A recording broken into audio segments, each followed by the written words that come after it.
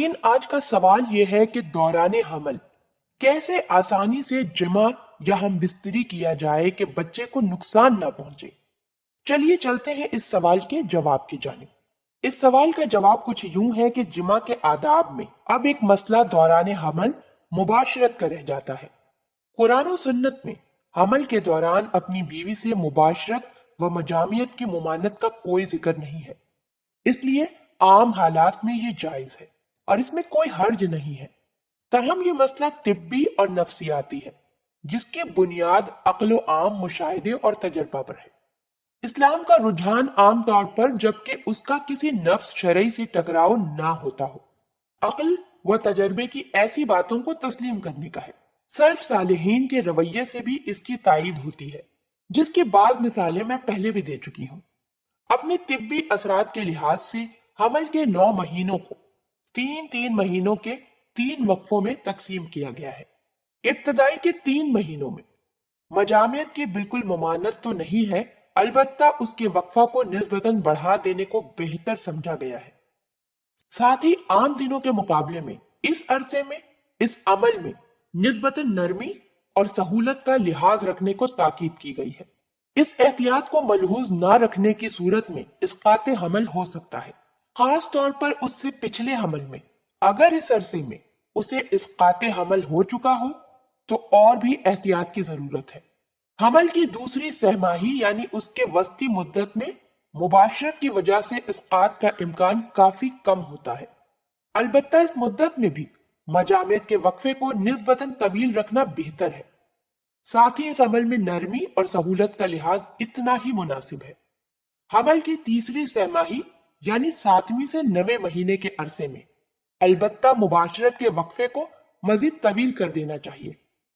इसी सबब से इस अमल में नरमी और आहिस्तगी का लिहाज भी जरूरी है, जिससे औरत के पेट पर दबाव कम से कम पड़े। इसीलिए इस अरसे में मुबाशरत की हैयत ज्यादा बेहतर समझी गई है। अलबत्ता ऐसी सूरत में जब मुबाशरत से औरत के पेट या बच्चेदानी में तेज दर्द महसूस होता हो, या बच्चेदानी से खून जाना शुरू हो जाए, या वज़ाए हमल की सरही इलामत जाहिर होने लगे, ऐसी सूरत में मुबाशरत से लाजमी तौर पर बचना जरूरी है। खुलासा यह है कि हमल के दौरान जिनसी अमल को ना तो बिल्कुल मौकूफ कर देना मुनासिब है, ना तो उसका हद से तजावुज और गैर मुहतात होना बेहतर है।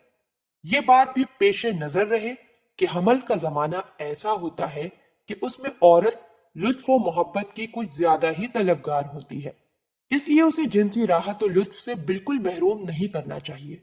दूसरा पहलू आम नफ्सियात और इखलाक का है, जिसकी अहमियत शरीयत के नजदीक उसके तिब्बी पहलू से कम नहीं है। दौरान हमल माँ जिन कैफियत से दोचार होती है, जैनियन पर उसका खातिर ख्वाह असर पड़ता है और नतीजे में बच्चे पर उसके गैर मामूली असरात मुरतब होते हैं। लिहाजा माँ बाप की गैर मुतदिल जिनसी कैफियत का नामुनासिब नफ्सियाती असर जैनियन पर पड़े तो ये ऐन कुरैन कयास है। इसलिए कि खास तौर पर हमल के आखिरी 3-4 महीनों में ज़ौजैन को मुबाशरत व मजामियत से ज्यादा बचने की जरूरत है, और अगर इसके बगैर चारा ना हो तो उस अमल में ज्यादा से ज्यादा नरमी और शाइस्तगी को मलहूज खातिर रखना चाहिए।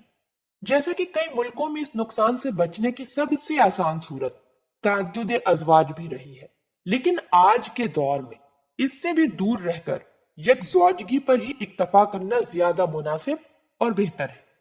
हमल के आखिरी 3-4 महीनों में मर्द के लिए सब्र और ज़ब्त नफ्स से काम लेना ही मसले का सबसे बड़ा हल है। जहां ऐसा मुमकिन ना हो तो पाकी कल्ब व नजर की पामाली के बड़े नुकसान से बचने के लिए जैनियन के जहनी और नफ्सियाती नुकसान को अंगेज किया जाए। इस पाक जज्बे की शमूलियत की बिना पर अल्लाह पाक की जात से उम्मीद है कि वो होने वाली औलाद को उसके मुमकिन अखलाकी और जहनी नुकसानात से महफूज रखने का सामान करेगी। इसी तरह हिंदू कौम की सादा लो अक्सरियत में खास तौर पर हमल के आखिरी महीनों में मुबाशरत को गुनाह समझा जाता है। ये उस कौम का वहम है। यही वहम मुसलमान हो जाने वाले कई मुसलमानों में भी पाया जाता है, जिसका शरीयत में कोई हवाला या जिक्र नहीं है। जैनियन जब तक माँ के पेट में है उसका जुज है, اس عرصے میں شوہر اور بیوی کے معمول کے جنسی تعلق میں اس پہلو سے اس کے ہاں اخلاقی نقصان کا کوئی تصور نہیں ہے۔ اللہ پاک ہم سب کو دین کی سمجھ عطا فرمائے اور اس کے مطابق زندگی بسر کرنے کی توفیق عطا فرمائے۔